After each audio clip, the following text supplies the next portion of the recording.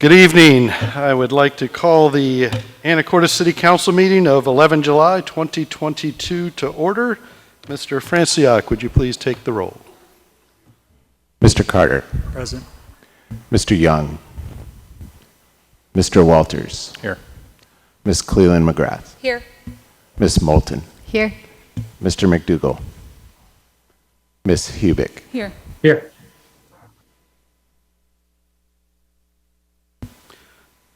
Okay, would you please join me in the Pledge of Allegiance?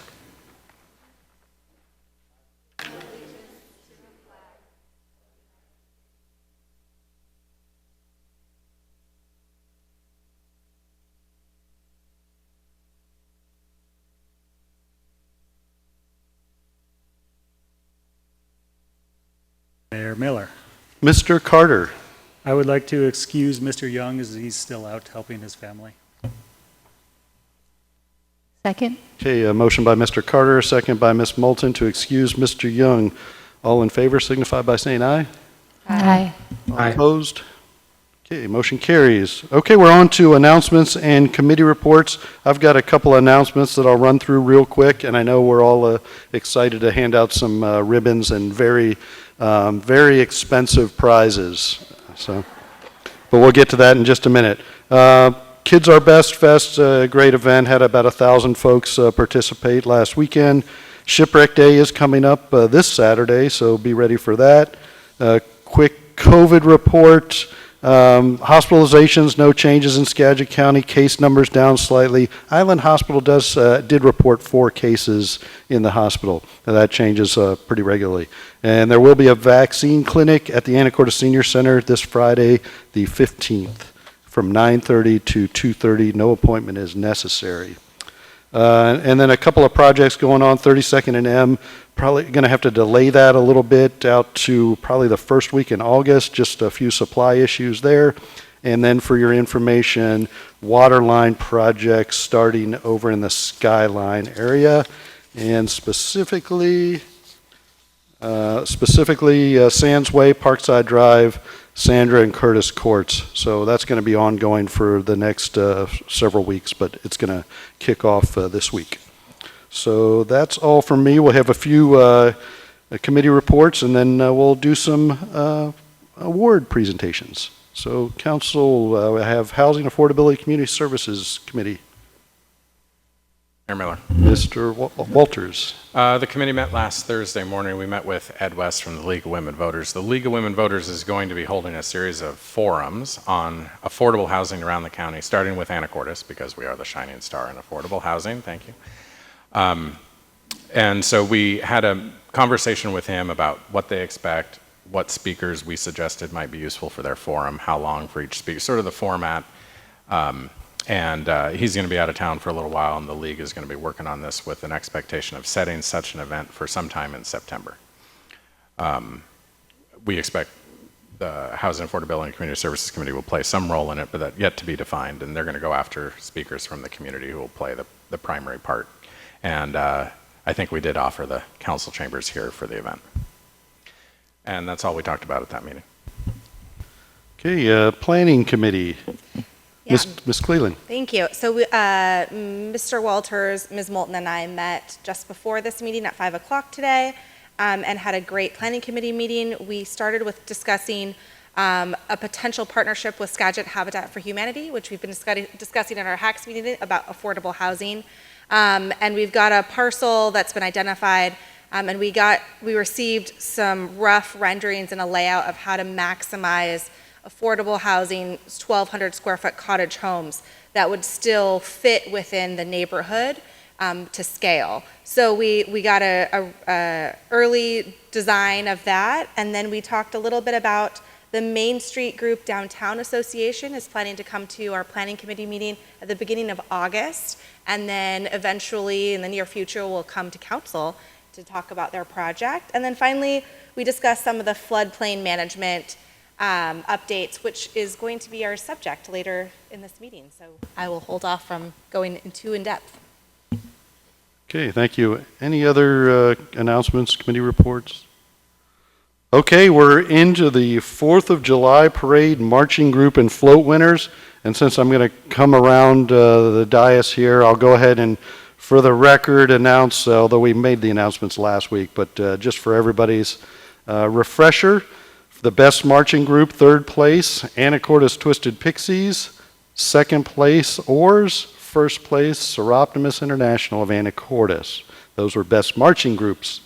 And best float, third place, Anacortes Masonic Lodge. Second place, Merman of Anacortes. And first place, Anacortes Rotary Centennial Float. So those pictures are up and I'll come around. And I know, again, Ms. Cooper did a great job helping organize as she does every year, so she'll help me hand out all this all these prestigious awards. And it is very prestigious, and all joking aside, it's really nice that we're able to add to the plaque, because the last time we added to the plaque was in 2019. So 2022, we now are back up. So I'll come around and I'll ruin some pictures by getting in the picture with you all and hand out some ribbons.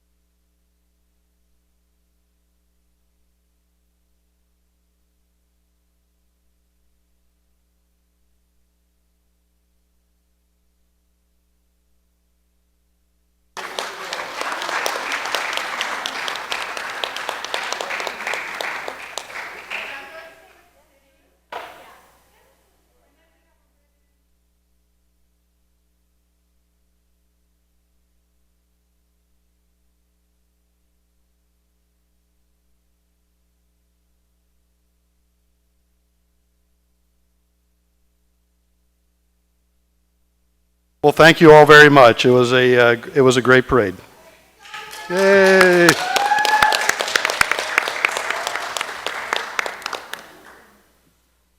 Okay, so that's item 3 taken care of. On to public comment. This is an opportunity for anybody who wishes to address the city council on items that are not on the agenda tonight.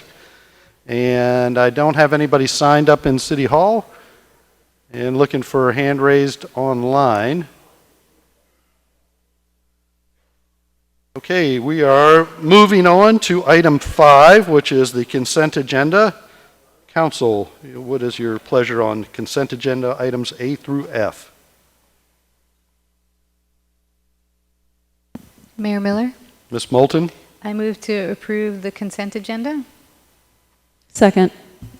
Okay, a motion by Ms. Moulton, a second by Ms. Hubick to approve consent agenda items A through F. All in favor signify by saying aye. Aye. Any opposed? The motion carries. We are moving on to item 7, which is Ordinance 4016, Floodplain Management Code Amendments, AMC. Decision hearing? Item 6. I skipped over our closed record. So, decision hearing, which is this item, correct? So I'll introduce Mr. Meismer, and he'll make sure that I properly open the decision hearing and close it properly as appropriate. So we will open the record decision hearing. Is that correct, Mr. Meismer? Help me out here. Thank you, Mayor, members of the council and the audience. So this is not a hearing. Okay. It's basically, we had the public hearing before the Planning Commission. Planning Commission made a recommendation to City Council as a legislative action. And so unless the council decides that they want to start another public hearing with some specific items, then this would just be for the council this evening. Okay. All right, so we are going to talk 4016 Floodplain Management Code. All right, over to you, Mr. Meismer. Thank you. Thank you. So I'll go ahead and start in on this. I've brought up some of the text of the code that we have been working on amending now, for just about a year with the Department of Ecology. David Radebaum contacted us back in 2021 and decided that it was time for them to review our frequently flooded areas code to determine whether or not we were anywhere close to the current standards, and as it turns out, we were barely close. The last time it was reviewed was in 2003 with only some minor amendments since that time. And so in 2003, it was under Anacortes Municipal Code 17.70.020 and established by the Flood Insurance Study for Anacortes dated March 17, 2003 with the accompanying flood insurance rate maps. And so Mr. Radebaum spent about a month working with me and reviewing the ordinance, and many of the changes that are that were required by Mr. Radebaum are those that include definitions, for instance, floodplain, flood elevation study, highest adjacent grade, new construction versus substantial improvement. Substantial improvement is 50% or more of like an addition or something like that. Clarifying the variance criteria, or rather review criteria, as it applies to floodplain management. Updated specific standards for residential construction and non-residential construction, and addressing appurtenant structures such as detached garages and small storage structures, which previously were not addressed in our frequently flooded areas code. So the Planning Commission reviewed the materials, which includes a sea level rise report prepared by Coastal Geologic Services, the draft ordinance 4016, and a strike-through underlying version of the proposed amendments. So the Planning Commission held public hearings August 25th, 2021, October 27, 2021, and March 9, 2022, with no public comment at the meetings and no written comment received as well. So having reviewed all the material, the Planning Commission made a recommendation of approval to the City Council to take into consideration sea level rise by, instead of 1 foot above the base flood elevation, 2 foot above base flood elevation. And so in that action, the staff, myself, produced a staff report. In the staff report, I made one error in indicating that Mr. Jaretzky actually voted twice in both directions. That wasn't the case. Mr. Curtis actually voted against the 2 foot, and Mr. Graff also voted against that. So I will correct that for the record before it gets archived. And so, with the exception of the 2 foot above base flood elevation, I would say that all the other amendments are required by Mr. Radamon, Department of Ecology. So really, the conversation this evening weighs around whether we should have, or the City of Anacortes should have, 1 foot above base flood elevation as required, or add that additional foot and have 2 foot above base flood elevation. And with that, what I'd like to do now is introduce Mr. Jim Sahannison and his associate, Avery Maverick, with Coastal Geologic Services. They have a presentation for us on sea level rise.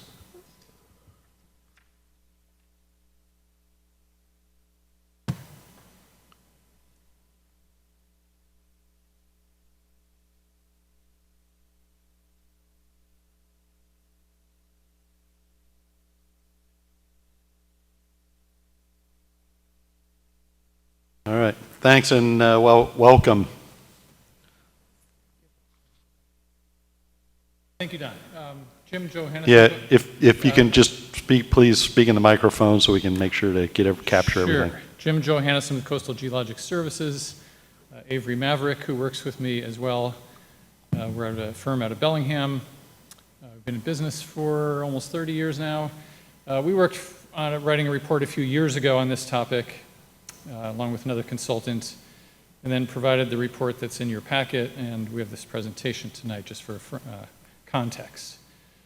We were going to discuss this proposed ordinance and the issues around it, starting with the best available science, sea level rise projections, what does the code mean for the City of Anacortes, what are some of the costs associated with this change as proposed. Go ahead, please. And we're going to cover some of these questions as well as timeframes. So as Don said, the current proposal is building standards will be reviewed for the new floor elevation to be at base flood elevation plus 2 feet.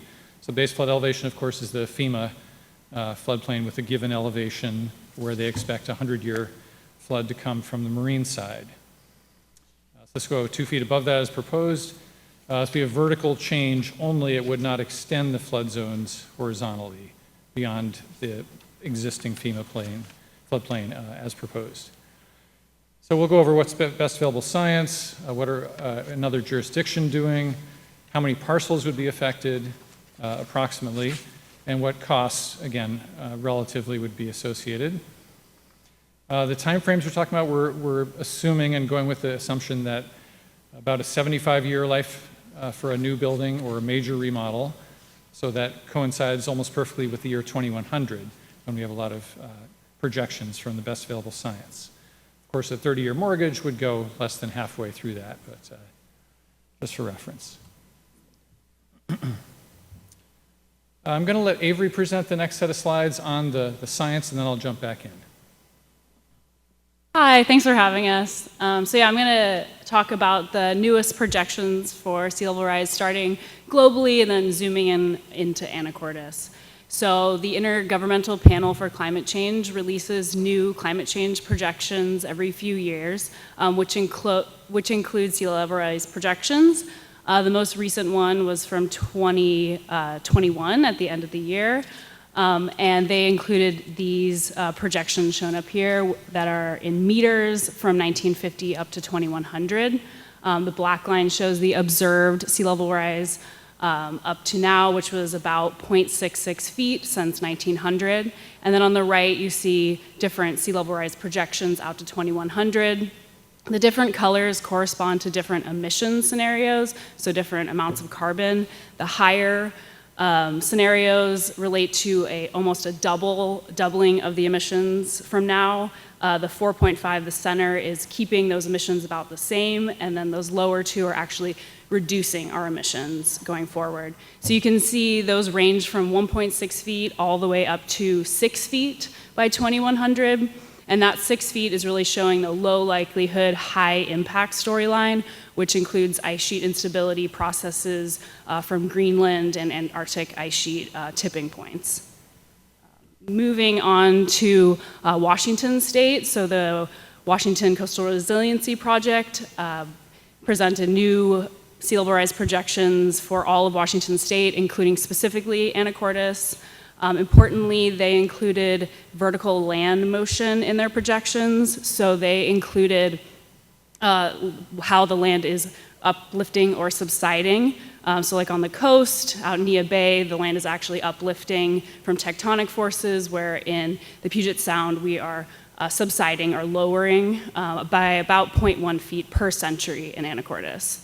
And so their projections are probabilistic, meaning that they are giving the percent probability that sea level will be higher than the value shown.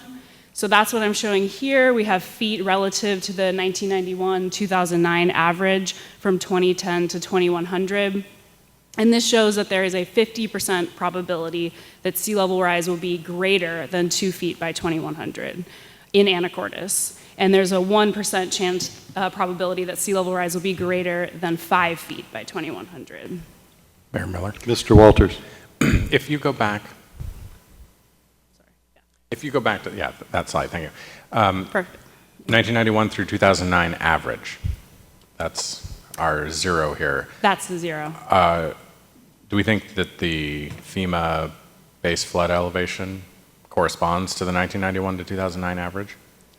I'm not sure when the FEMA floodplain of FEMA base flood elevation was last updated, but I'm not 100% sure that corresponds to 1991-2009. But I will go over how those have changed. That was about 2003 was the last update. So they're a little behind with updates, not exactly totally current. It doesn't account for sea level rise. FEMA's BFE doesn't account for sea level rise Does not at account all. for sea level rise, no. Right, yeah, but it also isn't as current as this data. It is not as current as this data, no. Moving on. So we are working with those same project partners on a project where we're looking at the vulnerability of sea level rise to all parcels in the Puget Sound. And through that, we modeled 4 different sea level rise scenarios. And this is the map showing that for Anacortes. We have 2 2050 and 2100 scenarios. You can see that the most impacted areas are the downtown area, the port, and Skyline Flounder Bay area. And these are modeled during a 20-year storm surge. So this is looking at what is a moderate storm going to look like in the future. So zooming in a little bit to downtown Anacortes, you see these big areas of red. That's that 2100, 1% is the lower likelihood scenario. That's about 5 feet of sea level rise, whereas that orange area is the higher likelihood of sea level rise with 2 feet. And nearshore areas inland will likely be inundated past this because they're connected via storm pipes and drainage as well. So it's important to keep in mind. We got these maps from Rob Fisinger of the city of Anacortes, and these show the 2-foot sea level rise above the base flood elevation of Anacortes, so that's the 7 feet is the base flood here. This shows 2 feet on the left, with the blue being the high confidence area of wet and the yellow color being a low confidence area where it's either going to be wet or dry, but it's a lowland area. And on the right, you see the 5-foot scenario covering a much greater area, including the wastewater treatment and the port. This is the same map for the Skyline Marina Flounder Bay area. You can see the 2 feet doesn't affect that big of an area for the high confidence, but with 5 feet, it's a much greater area for that whole marina. More recently, the NOAA release new global regional sea level rise scenarios for the United States. This was in this year in 2020. And importantly, they provided projections for all NOAA tide gauges in Washington state. And so I just chose the Cherry Point tide gauge station as it's the closest to here. These are the results showing sea level change in feet from 2020 to 2050. Their projections range from 0.2 feet to 5.1 feet by 2100, with an intermediate value of 2.02 feet. And they have their highest projections ranging all the way up to 14 feet for up to 2150. And then just going over the base flood elevation versus extreme water levels. So as I said, the base flood elevation, or the 100-year storm value here, is 7 feet. And the Washington Coastal Resiliency Project updated their 100-year storm value for the Puget Sound, and they found it actually being about a quarter foot higher than what is reported here. So maybe FEMA will update that. The difference between the 100-year and the 50-year storm is only 0.1 feet, and the difference between the 100-year and the 20-year is 0.3 feet, showing just a small increase relates to a much larger or smaller frequency and greater impact. And so the graph here is just showing that if we linearly increase sea level rise, our extreme water levels are also going to increase linearly, and base flood is going to continue to go up as FEMA updates it. So just a summary of these sea level rise projections. So the estimates are quite variable given the broad range of local and global factors, as well as the carbon emission scenarios, but we're looking at about 1.6 to 6 feet by 2100 globally, and locally 0.5 feet to up to 8 feet by 2100, with a 50% probability that it's higher than 2 feet by 2100. The 100-year storm level from the Washington Coastal Resiliency Project is close, but it is 0.27 feet higher than the current base flood elevation Anacortes, so that's something to keep in mind. So the 2 feet by 2100 is lower than the middle of the local range of projections. So I just want to touch on some of the local effects of sea level rise quickly. So we're expecting to have an increase in both the number and duration of flooding events with sea level rise. So the current 100-year events could happen every 10 years. We're already starting to see that. And the annual events could happen daily. Coastal habitats are going to need to shift inland, and this is potentially going to contribute to losses or creation of new habitat in places where there's development or topography or a seawall that's not going to allow them to shift inland. We're also expected to see increased storminess with sea level rise, and tsunamis have a greater potential for flood damage with the higher water levels.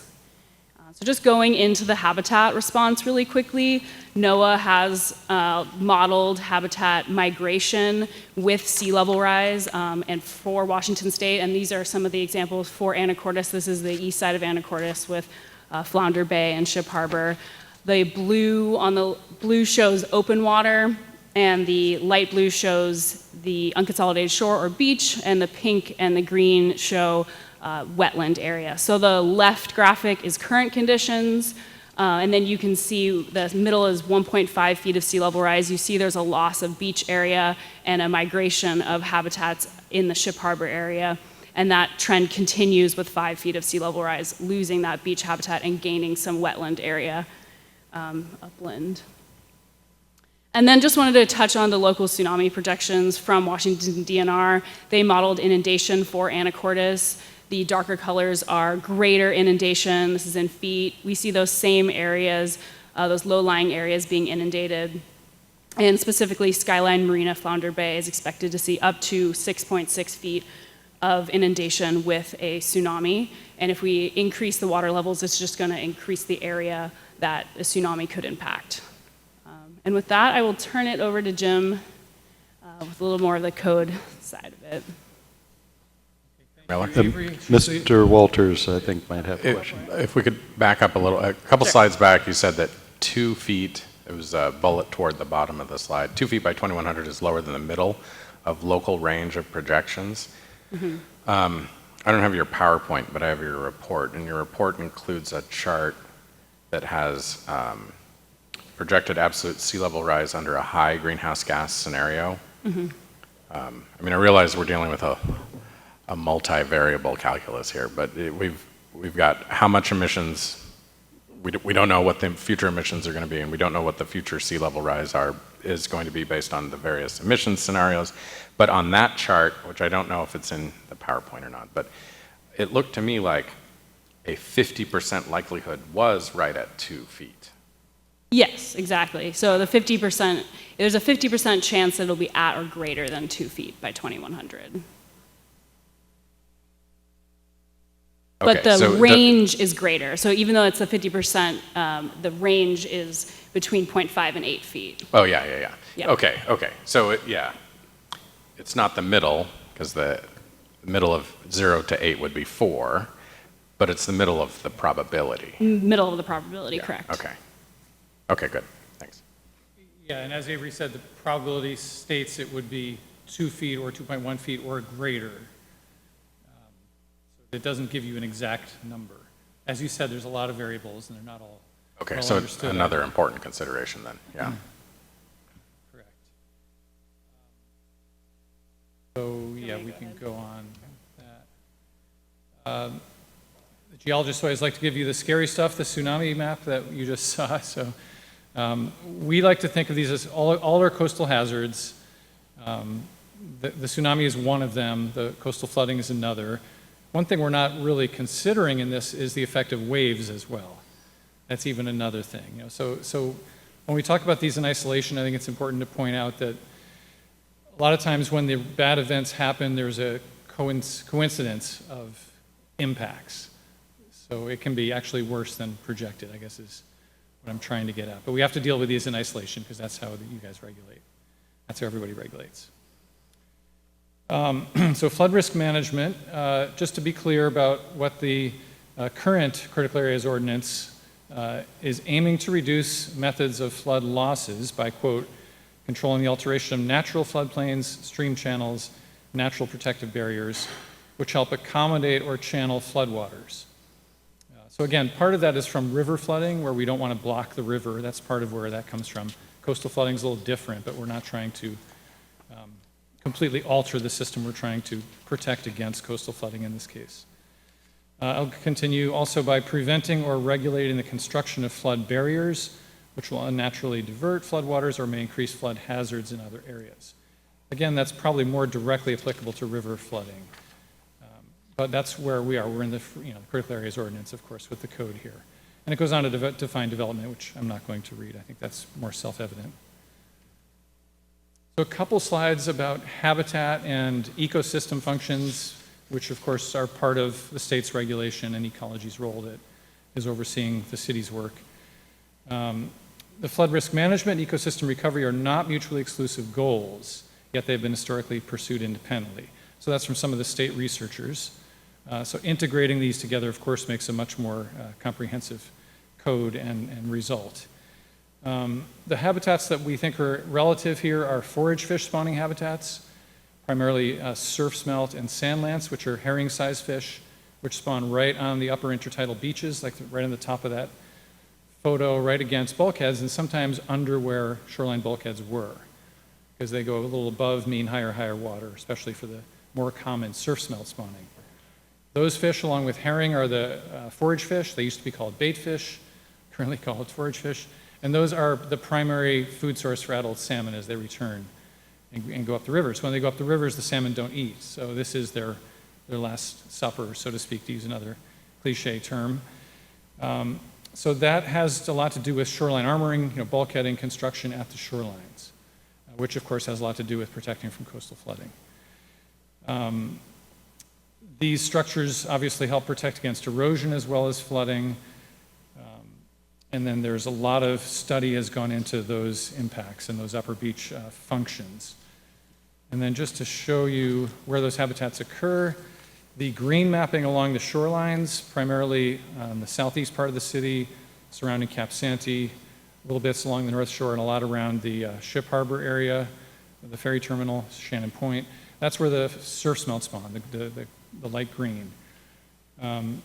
There's much less of the sand lance, which needs sandy habitat, the orange, and then the herring, which spawn in eelgrass and in the water, are the blue hatched areas, which are not as pertinent to what we do on the shoreline. that's some statewide mapping just for reference. Now a code comparison, what King County has done, got a few images after this. They changed their code for sea level to go regulate floor heights above 3 feet above base flood elevation. They considered 2 feet and they considered 3 feet and they selected 3 feet. So that's how they're basing on the same FEMA mapping, but they went that extra foot compared to the proposal today. And this shows what King County was considering and what they did at one point. And this is the proposal today, to go straight up 2 feet above base flood elevation, but not to move landward where that water will in fact end up. So this uses the existing FEMA map zones and moves up. King County, like I said, chose 3 feet, and they also, the next slide, they also went landward. So they did that extra step of projecting that 3 feet horizontally until it would hit a little bit higher elevation land and become future dry land in this scenario. So that's not on the proposal as it sits right now for Anacortes. And Don's got some more information on other jurisdictions and so on. Mr. Walters. In this illustration, how does King County articulate how far back you need to move? And that, as I understand it, is based on an elevation map, countywide, simply a topography map. And they would take the existing elevation that FEMA publishes for base flood and add 3 feet and just project that until it hits land going up. So it's strictly based on topographic mapping, I think from LiDAR mapping, from the aerial mapping. Well, so here, it seems like you would be in the hillside in this illustration. Yeah, so this kind of shows a barrier beach before it hits towards slightly higher land. That's where it would meet. Assumedly, some people will reach the end of their lot before they get That's to it. definitely, that would occur in some cases, yes. But they'd have to, they'd have to go up, of course, whether they were, and if they were on the water side of the current flood zone, and then it might bring more. We have some numbers on that in just a minute I'll get to, some parcel numbers. And it's right here. So how many parcels would this affect? This is again from Rod Fitzinger with the city, one of the building officials. So right now with the 2 foot higher than base flood elevation, that would be about 12 unbuilt parcels. Most of them would be partially within that flood zone, and he didn't go through to figure out exactly what percentage of those lots is outside of the flood zone. Mostly again in downtown area and Skyline. And then if you did project horizontally 2 feet and projected horizontally outside of the existing FEMA flood zones, he concluded that'd be about 30 lots total that are undeveloped, including the 12 above, about 30 lots total. And then the orange here shows... Mr. Walters. Sorry to interrupt Sure, again. go ahead. It seems to me that the correct label here is how many undeveloped parcels would be affected. Because this would affect... You were correct. If you need to make a substantial improvement to your dwelling that is already built, it will affect you. That is correct, yes. We don't have numbers on exactly how many parcels that are already developed at this time. Okay. And then the image here shows that flood zone in the orange, and then it's the same as before. You go up to the yellow as low confidence, likely dry, but not, low confidence close to that 2 foot threshold above base flood elevation. But the orange is within the flood zone. The rest is not, just to be clear. So just a couple more slides here. What does the proposal mean for costs? This would basically mean for a new house or a new portion of a house going an additional 1 foot higher with the foundation. We spoke with a few contractors recently to try to get some reality checks. None of them are willing to give us a number because every lot is different, as people tell you, right? But they said very clearly the cost is negligible. If you're building a new foundation, you're bringing in new utilities, you're building a new house, it's the same house, but it's a foot higher than it would have been with 1 foot above base flood elevation. And you're adding maybe another step to the stairway coming in the house. You've already got a lot of fill dirt to deal with that you're going to grade in the end, is what they tell us. So the cost would be very low. We couldn't get a number on that. Again, it's highly variable. And this is a known cost now. It's done with, as opposed to an unknown potential storm damage cost in the future. not a surprise cost. And flood damage can be very significant. I've went through some last winter with ripping out all the sheetrock and replacing all the insulation and checking all the wires and putting in different sheetrock and all those types of things, ripping the walls apart. There's a simple graphic here on the right from FEMA, cost of damage without mitigation, such as this on the left, up to a certain high point, and then cost, let's say you still do get some damage, but it's less in this general scenario. You have a lower cost. The cost of mitigation in this case would be quite low, and there's a net benefit on the top there shown in green. So that's a simplistic way of looking at this. FEMA elsewhere states for a given coastal foundation type, the costs of building higher than the BFE are nominal when compared to reduced future flood costs to the owner. It's a 2011 citation. Now, what are some potential future costs that existing lots or lots that parcels that are developed that are still going to be a hazard in the future? We did some work for the state and Puget Sound Institute a year and a half ago, and this was some of the numbers pre-pandemic. It's actually a couple years ago. If you have to build up a berm, like a soft shore protection design on the top, if you have to move a structure landward, which is getting more and more common in the middle, or elevate on the bottom. The people who did the elevation were some of the ones who told us the new foundation costs are negligible. But these things are costed on the table, the lower three. Average cost anywhere from $50,000 to $135,000 for those three actions for single-family residence. The low down in the 20 to 60K, the highs as high as $250,000. So, again, retrofitting is often more expensive than a little bit of work up front. So in conclusion, based on the best available science for the local sea level rise information, there's at least the 50% probability the sea level will be 2 feet or a little higher by the year 2100. The 100-year storms, defined by a very wide and broadly and well-funded consortium of researchers, including Battelle Labs, came out at a little more than a quarter foot higher than the current base flood elevation for Anacortes. Other counties, such as King County, were adopting a 3 foot higher standard, as we mentioned, and King County, in fact, went lateral, extended beyond that.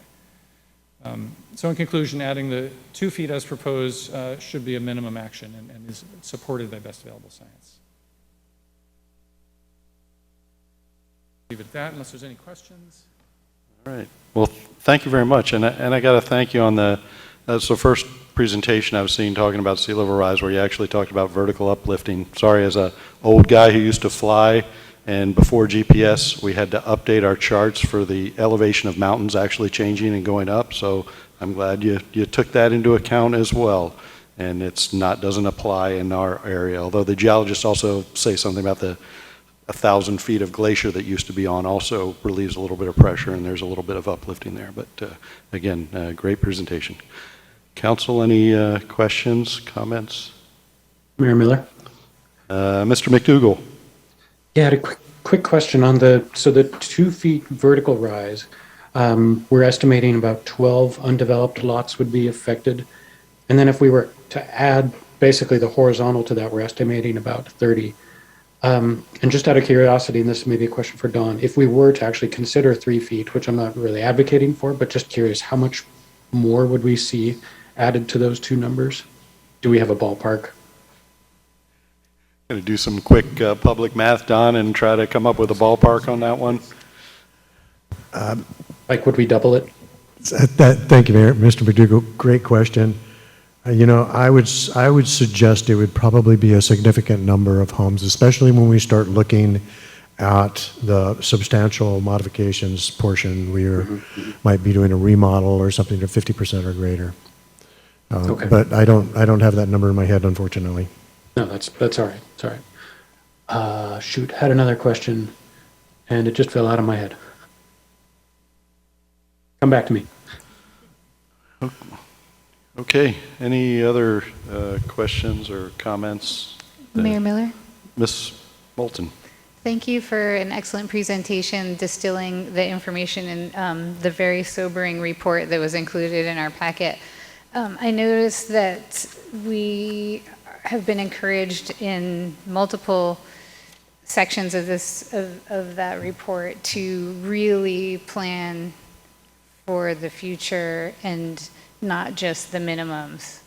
And so I'm taking that to heart and thinking that the horizontal rise is also very important because the water is not going to just stop in a straight vertical line, right? So I'm not sure if that's been talked about at any length or if that's something we should talk about here. And with the rapidity with which things are rising and changing compared to prior decades, I think that it's something that we should talk about. 2 feet is better than 1 foot, but I think we really have to balance our responsibility with the thought of everything else. I mean, it's a tough one, for sure. Ms. Cleland. Yeah, thank you. I echo what Ms. Moulton said, so thank you for this presentation. I think it was insightful for someone who's a lay person. I appreciated all of the images and nuances of the presentation. I guess, and I'm kind of going off of what Ms. Moulton said, I'm also curious because with the frequency and severity of the waves and then the storms, right, the 100-year storms that you're saying are actually going to happen much more frequently, is there any benefit between that 2 foot to that 3 foot when it comes to the waves and the storms and things like that? Even though that's not kind of sea level rise, but it is severity of storms. And maybe that doesn't affect it. I just was curious if you had any insight. I mean, there would be a benefit in a number of cases with a higher floor elevation because if a person's yard gets flooded and eroded a little bit, I mean, that's, the lawn's damaged, the deck is damaged possibly, but the house is the more important investment. And in a big event, I mean, if we get truly the 100-year storm, not the ones we've been getting lately, which are 10 and 20-year storms in the historical record, there will be more damage to houses. And the higher, the better. I mean, we keep busy in our work through older development that was too close to the water, too low, and the issues just continue to multiply at this time. So then could you speak to kind of the stormwater system and how that would be affected in relation to kind of, looking back, not just that first parcel, but the parcels that still are under that 2 foot or 3 foot?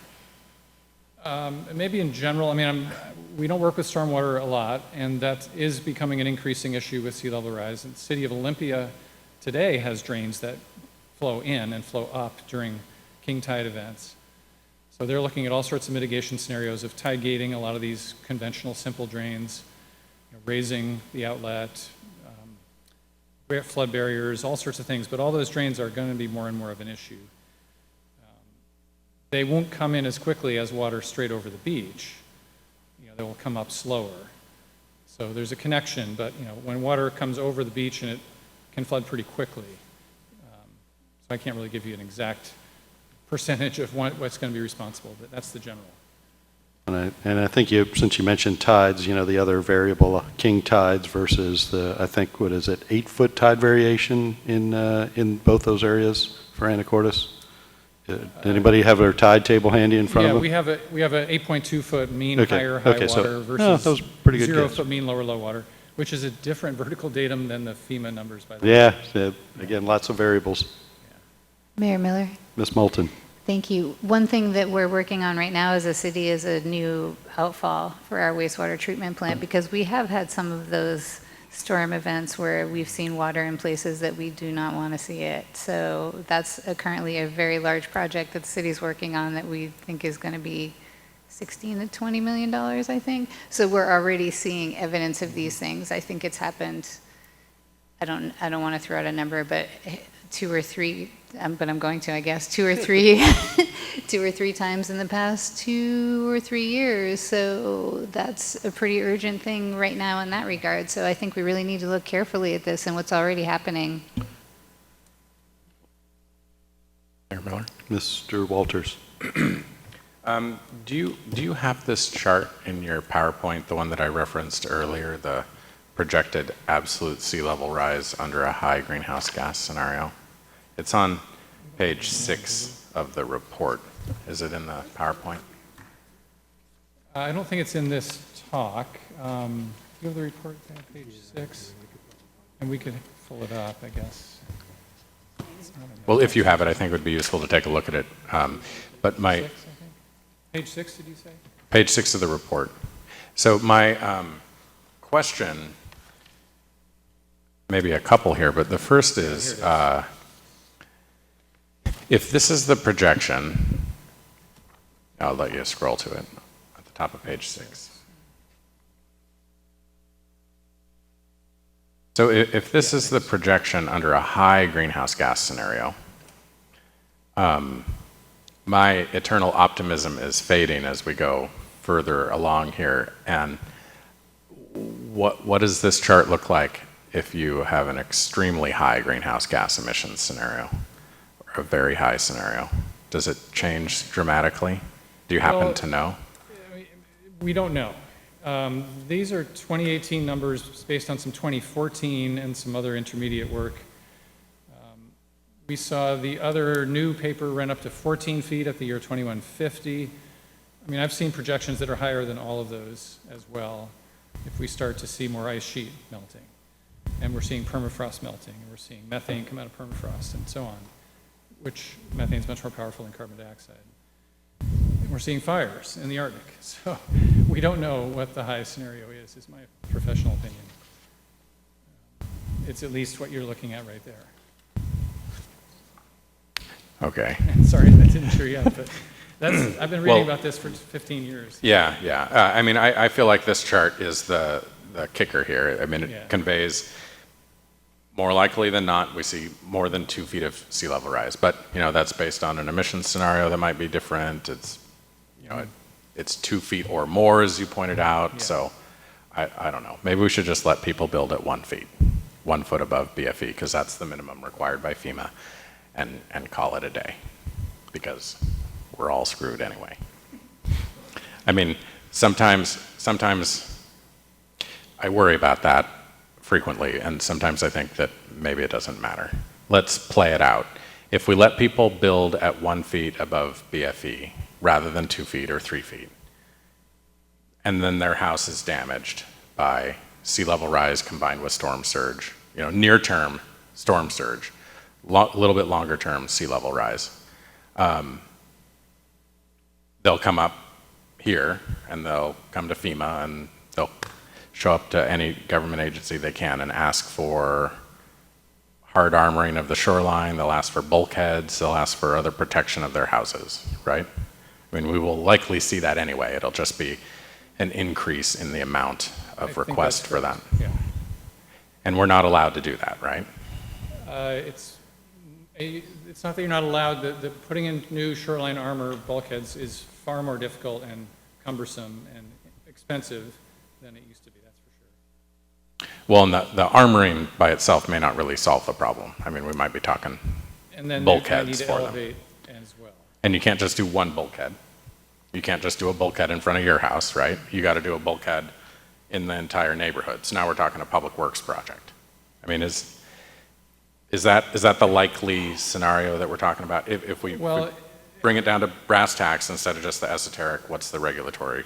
We will see increasing impacts. I mean, it's private property, so whether it's a public issue or not is up to good folks like you. Right. But these are primarily private parcels, and then the few, city facilities as well.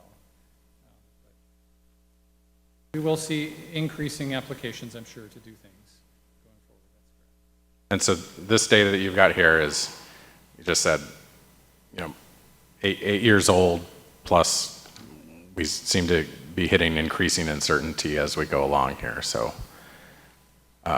with the new effects that we're seeing and the new data that we're getting. So, or I guess an increasing range of uncertainty, but an increasing likelihood of certain negative effects, if that is a helpful characterization. So if Port Townsend, if King County have done 3 feet of sea level rise, 3 feet puts us on this chart at about 10% likelihood for a new construction on the water, which is not going to be a house less than $1 million, less than maybe $2 million, less than a multi-million-dollar house. What's another foot? Versus maybe a substantial improvement, an increase of 50% or more value. There, it's a bigger deal, I think, to raise an existing house, but for new construction, why not make it 3 feet? Why not distinguish between wholly new construction and substantial improvement? So just to, again, I know it's discussion and possible action. The Planning Commission did recommend a 2 feet total, and I know they had similar debates, but again, it's a good debate. I'm just reminding council what the Planning Commission recommended. Mr. Meismer. Thank you, Mayor. Mr. Walters, in my opinion, if the council were to consider a total of 3-foot rise above base foot elevation, I would recommend that we go back and do more research and see just about exactly what are the impacts of that, because I don't know. We've looked at what 2 foot is.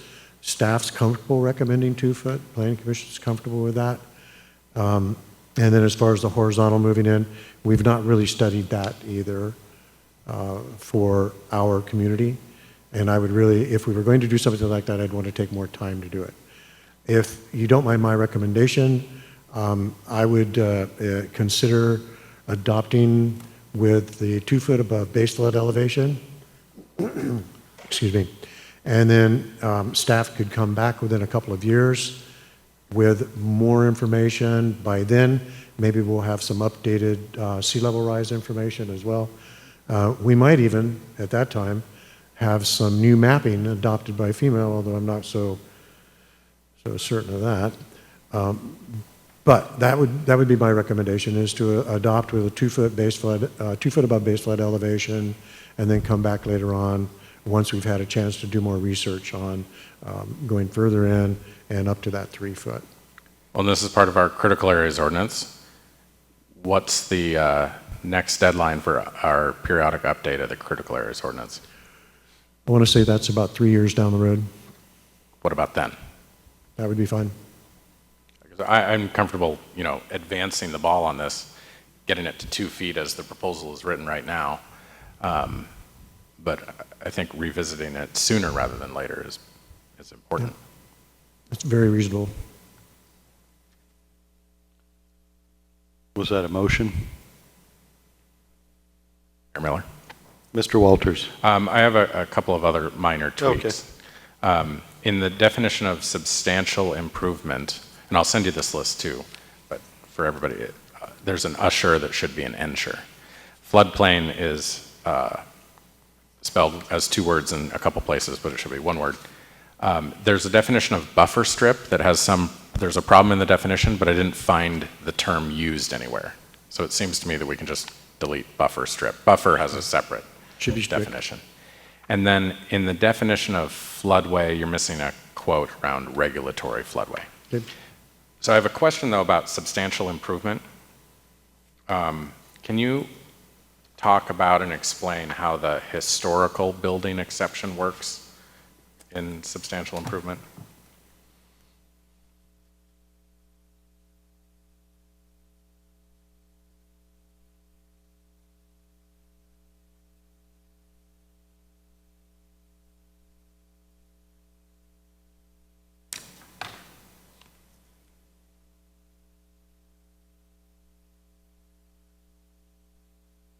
Yeah, so that one's fairly new.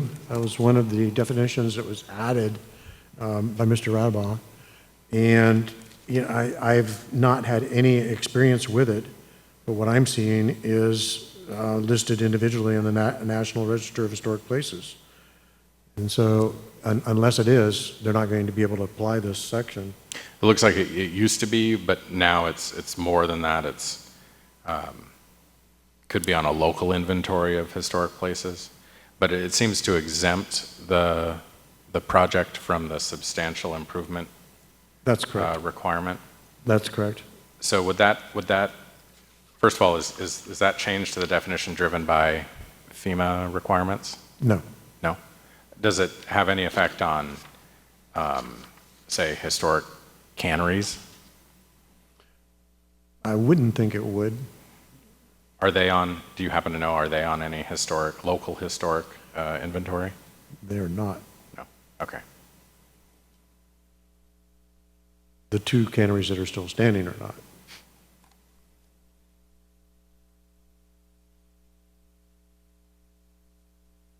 Do we want a motion? Ms. Cleland, I wouldn't mind a motion, but I also had a, since we've got experts here, I just had a kind of interesting question. So looking at the two slides, number 19 and number 20, right, where it's that sea level risk area and whether it's that 100-year floodplain or beyond, and maybe it's a question for Mr. Meismer first. So those two options, right, how does that apply, since Ms. Moulton brought up our outfall, where our wastewater treatment plant is that in the 100-year floodplain? So regardless, we would have to go up the 2 or 3 feet, regardless of the way King County is handling it or the way we have it proposed. Is that correct?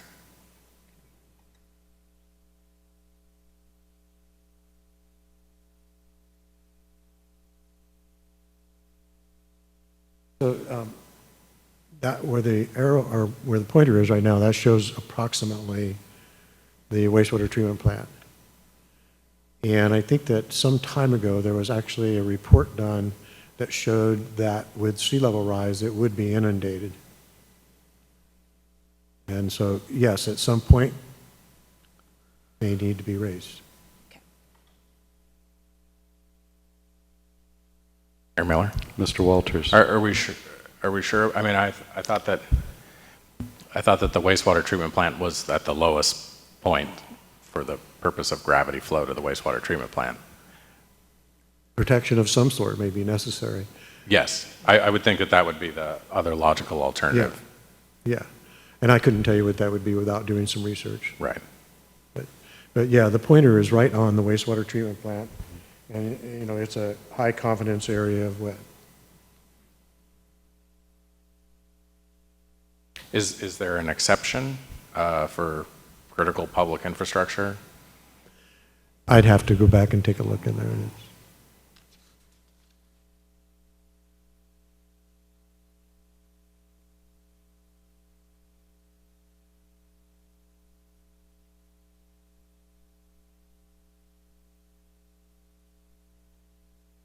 All right, well, council, this is your gig. 1 or 2 feet, I think, is what we're looking at, and the Planning Commission recommended the 2 feet. I think Mr. Meismer came up with a pretty reasonable compromise to, as we look at the critical area ordinance in a couple of years. Mayor Miller? Ms. Moulton? Oh, sorry. One of the recommendations also was about LIDAR technology, the mapping technology for future floodplain to be able to keep up with that. Is that anything that we could expect to be on the horizon anytime? LIDAR. LIDAR? You say tomato? Yes, on the horizon, we have access to LiDAR. So Okay. I Thanks. oftentimes borrow Jim's. No, our GIS department has access to LiDAR, so. Mayor Miller. Mr. Walters? Well, I think it's useful and important to move this forward for the purpose of affecting development that could show up with a building permit tomorrow, you know? So I move approval of the ordinance as presented with the changes, the little tweaks that I'd mentioned earlier. So would that be version 2B, requiring 2 foot above base flood elevation? Yeah, to be. Thank you. Or not to be. Second. Second? Okay, so I did hear a quiet second. We got a motion from Mr. Walters and a second by Ms. Cleland McGrath to approve Ordinance 4016 Floodplain Management Code amendments as recommended by the Planning Commission, which is the 2 feet version, with the amendments as presented by Mr. Walters. Mr. Franciak, would you take the vote, please? Mr. Walters. Yes. Ms. Cleland McGrath. Yes. Ms. Moulton. Yes. Mr. McDougall. Yes. Ms. Hubick. Yes. Mr. Carter. Yes. Motion passes. Okay, thank you. Good and interesting discussion. All right, we're on to item 7B, Ordinance 4024, interim ordinance extending Ordinance 3091 and Ordinance 4008, declaring daycare 2 facilities as permitted uses in the R4 use zone. Mr. Meismer, you didn't go far. You're on. Thank you, Mayor, members of the council and the audience. So Ordinance 4024 is an interim ordinance extending 3091, 4008, which provides for interim regulations, daycare 2 facilities as a allowed use in the R4 use zone. So daycare 2 facilities are daycares with more than 12 adults or children in any 24-hour period. And prior to this interim ordinance, it was required to secure a conditional use permit under a type 4 process, which can be very complicated, very spendy, and take quite a bit of time. So city staff presented draft language at the June 22nd Planning Commission meeting, and we intend to provide additional information regarding the drop-off areas and parking at an upcoming Planning Commission meeting. And our goal is to try and finish this within the next 4 months so that you won't see us back here with a work plan to try and extend this out any further. I think that we can do that, and I appreciate the City Council's consideration on extending this ordinance. It does expire tomorrow.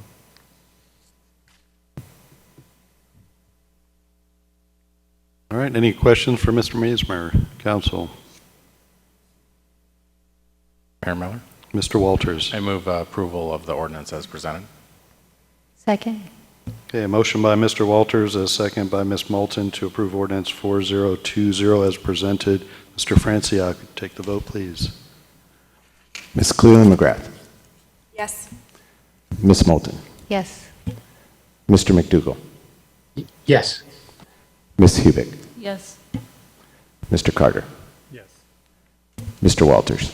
Yes. Motion carries. Okay, thank you. We're on to item 7C, which is our community paramedic agreement. We're going to have a joint presentation by Ms. Swetnam to talk about the contract, and then Mr. Monrad's going to give us an update on the community paramedic program. Ms. Swetnam. So this is discussion and possible action. Thank you, Mayor Miller, members of council, members of the audience, the Steves. So I'm joined tonight by Steve Monrad, the community paramedic. So he's going to give you the details about the program. And Chief Harris, I believe, is also on the line if there are questions. But I get the honor of introducing the contract that's in your packet. So the terms of the agreement are, and it's an interlocal agreement between the city and Skagit County Public Hospital District Number 2, Island Hospital. And the structure of the agreement is that the community paramedic will be a city employee, assigned to provide certain duties. And those include assisting the hospital in providing care, responding to emergency and non-emergency calls, providing support for patient transport, and providing some amount of education and training. In exchange, the district will also provide feedback and performance reviews periodically. They will also provide some relevant training and then access to necessary records to carry out the program.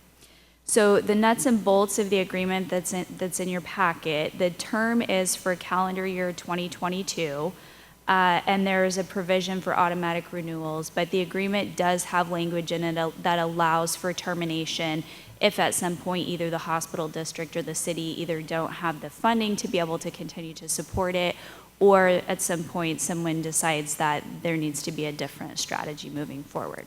So that flexibility is there. The big benefit is the payment. So the district is agreeing under this agreement to pay 50% of the actual costs for salary, benefits, and premium expenses, which includes overtime. The estimate for that benefit to the city is approximately $65,000. The plan is the city will invoice the district quarterly for what those actual expenses are.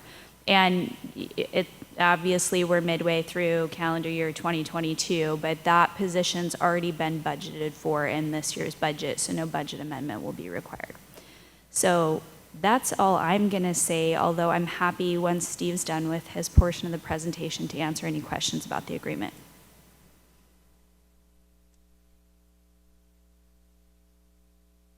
Good evening, Mayor. Good evening, Council and viewing audience.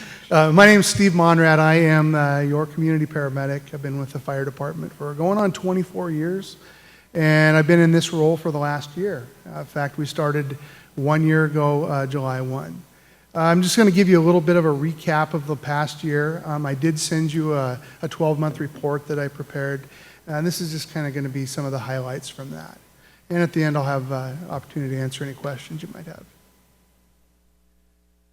So our community paramedic program, it's an 18-month pilot program, began July 2021, with a goal of improving the health, reducing injury and death, and improving quality of life within our community. And our objectives are to reduce reliance on 911 EMS resources and our whole hospital's emergency department. And with that, we're going to refer underserved patients to more appropriate resources than 911 and the ER. We do that by engaging with partners within the community. And we have some big ones here. And throughout the last year, I've basically been building the Rolodex, putting tools in the toolbox, because you just don't open up a book and say, this is how you build a community paramedic program. It's truly what the community needs. So one of the big players in this, we have a contract with Island Health, Island Hospital. The Anacortes Family Center, been working really closely with the social worker from the Family Center, the Anacortes Police Department, the Anacortes Senior Activities Center, Northwest Regional Council, that's our county's Council on Aging and Disability. North Sound Accountable Community of Health, or North Sound ACH, the Health Commons Project, Fidalgo Island Rotary, and also the other Rotary group as well. The Anacortes Firefighters Union, we have a community fund that we have used to support some of the work that we've been able to accomplish in the last year. And Washington Adult Protective Services, Sunrise Services Geriatric Transitions Program, and Compass Health. To be honest, there's a lot of the names on this list that I did not even know existed a year ago, and there's probably going to be more that I'll be finding, in months to come. But all of these and more are groups that I've worked with in the past year to help folks in our community. So the services we've been providing started a year ago. We had this little thing called COVID. Started right out of the chute, working with Island Hospital in their COVID testing tent. Stuck swabs in a few thousand noses over the course of 6 months. Tested a whole lot of people. And it was an opportunity to really kind of help the hospital because staffing was certainly an issue, and allowed them to free up staff for other things. And I got to pick a lot of noses, I guess. Patient follow-ups, and that's kind of really the meat of the program, is actually getting out in the field and working with the patients who need the extra help. Homeless outreach, I've had the pleasure of working with the police department and the family center on weekly visits to folks in our community experiencing homelessness. And also been providing assistance on 911 calls. In the last year, I've been able to roll on about 120 calls that I've been able to drop what I'm doing and go help. And I think I actually have been first on scene, I think about 15 times or somewhere around there.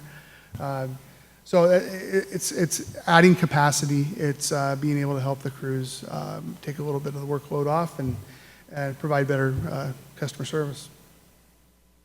So a 12-month review of what we've done in the last year. We've enrolled 28 patients to date. And by enroll, I mean that somebody that I've served more than 28 people, but those are folks that, for whatever reason, we needed to start a kind of a relationship. That they had needs that I needed to refer them to somebody else or do something either in their home or look for some other help. So 28 patients enrolled to date. Right now there's 7 of them active, working with 7 people.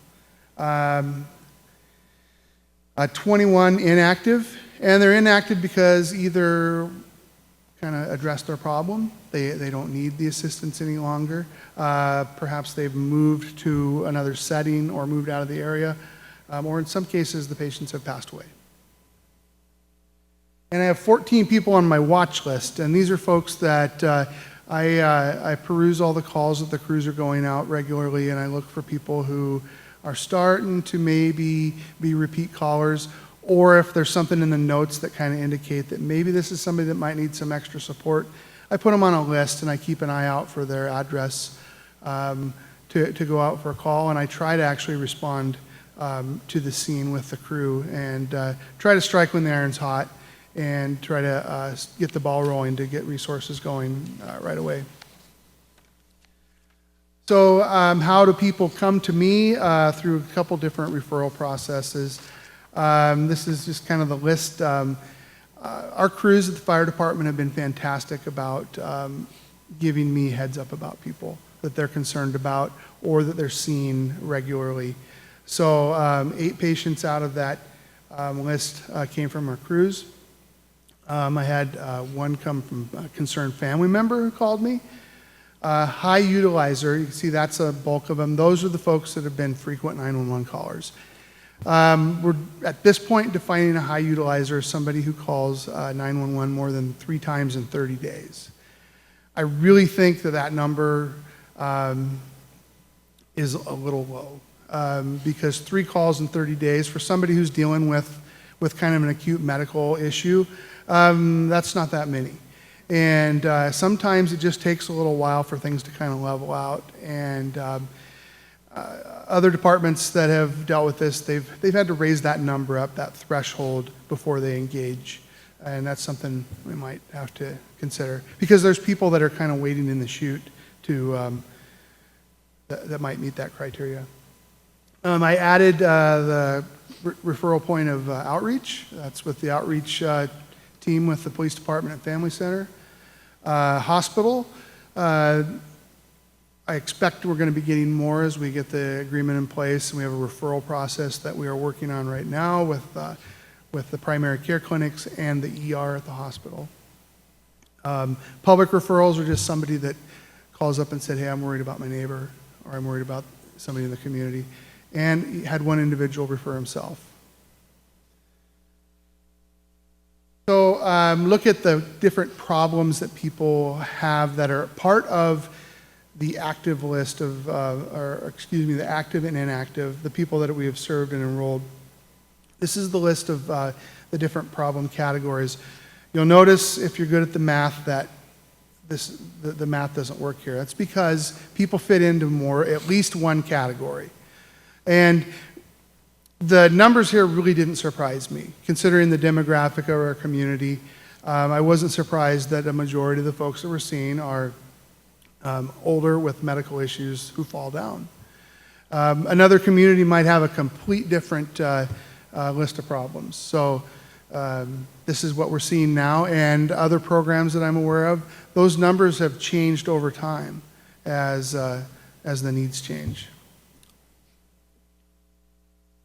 So here's just a few case studies, kind of a little bit about the work we've done over the last year, some of the folks I've worked with, and community partners I've worked with. So case study number 1 here, this is an elderly male, had complex medical issues, had a previous serious injury that left him disabled. He would call 911 for frequent falls and medical complaints due to his medical conditions. In 6 months, he called 911 17 times. He was actually the first patient who I enrolled. He was patient number 1. And one of the concerns I had when I would visit him, I visited him pretty much weekly for quite a while, just to kind of get things under control and also to kind of figure out what my workflow was. Just looking at the needs that he had and his concerns that he had, one of them was that he had this wheelchair ramp into his house that was rotting. And there were a couple times that he would try to use it and he'd get pitched out of his wheelchair. And he said, you know, it really would be nice if I could find somebody to fix that. Well, we were able to, through our community fund, we were able to repair it for him and at no cost to him. After working with him for 6 months, his calls went from 17 down to 3. Case study number 2, male in his 50s, complex medical issues. He was not a frequent 911 caller. He was somebody that his case manager they had contacted me because they were concerned that him getting in and out of his home, he lived in an RV, that he was falling. He wasn't needing our services really at all, but she heard that we had this new program. So we were able to go out and we built him with our community fund. We built in some steps to get into his RV. No more falls, much safer and easier for him to get in and out. Unfortunately, in an unfortunate turn of events, he lost his home to a fire. So he ends up homeless. And find him living in his car. Engage the help of the Family Center, Island Health, Compass Health, all kinds of different resources. And we are continuing to work with them to try to get him in the best possible situation while dealing with his significant medical issues. So going to be an ongoing long-term relationship. Some folks are. And case study number 3, this is a female in her 60s with a very complex medical history. Would call 911 for frequent falls and complaints related to her medical conditions. Prior to her being enrolled in the program, called 911 73 times. 39 of those were in the first 6 months of last year. She was the second or third person enrolled in the program, and throughout the year dealt with her case managers, dealt with primary care, helped her get to appointments, did a lot of different things, was involved with Adult Protective Services, who was following up on some allegations and assisted with their investigations. This is another patient who had kind of an all-star group working for her, and eventually we've got this patient agreeing to move to a long-term care facility where she's going to be able to live a much, much better quality of life. So she went from 73 calls prior to 37 calls after intervention, so we cut them down quite a bit. Not only did we cut her calls to 911 down, but her transports to the hospital. The first group there was January to June of 21. You can see she had 39 calls and 25 trips to the hospital. In the next 6 months, 30 calls with 15 trips to the hospital. And then the first 6 months of this year, 10 calls with 6 trips to the hospital. So the results, all the patients that we enrolled as high utilizers, we saw a reduction in the number of their calls. We went from that high utilizer group from 173 calls down to 82 calls in that group. As a result, our EMS crews were available for more emergent calls, reduced trips to the ER, and overall we improved customer service. And one of my favorite parts of this is it was an opportunity to work with people I've never really had the chance to work with before. A lot of these different organizations that we have in our community and in the surrounding communities. So with that, I will answer any questions, or I will try to answer any questions you might have. All right, thank you, Steve and Darcy, for that great presentation. And this is open for public comment. I do have one online. And all city staff here in City Hall.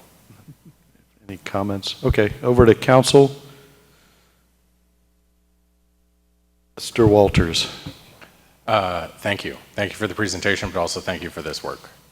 I mean, there's a significant set of data here that reflects how many people you've helped. And how many calls we've avoided and how many transports we've avoided, and thus could be translated into some amount of money that we've saved. But also I expect it, I mean, as the case studies reflect, it's just life-changing for those individuals. So it's important work. Thank you for doing